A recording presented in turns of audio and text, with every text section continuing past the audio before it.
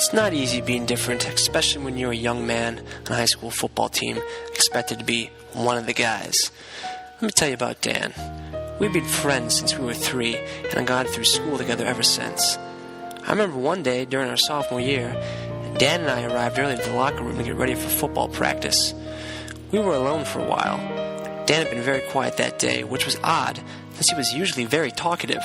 So I asked him, "What is wrong with you today? You've been so quiet. We have our game tomorrow against DC Everest. You should be excited." Dan had his face down looking at his shoes, and it took him a while to open his mouth. "Well, I have something to tell you. You know how Nikki Murphy asked me to go out to Winter Carnival with her?" "Yeah, you should be excited. She's babylicious," I said.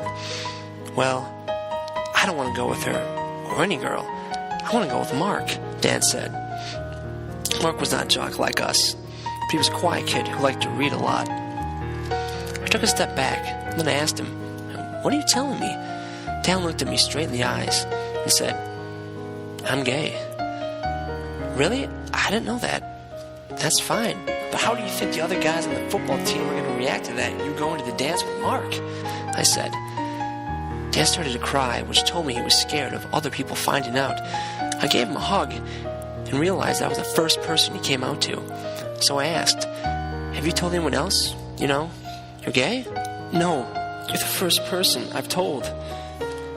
I paused and then said, "I think you should tell your family and have them help you decide how you should let the school know if you want that." For about 2 minutes, Dan just cried in my arms. Other football players started coming in, and Dan let go of me. "Yeah, I'll be all right. This thanks for listening, man. I'll talk to my family tonight," Dan said. Dan smiled, but I knew the next few days would be hard on him. At least he confided in his best friend.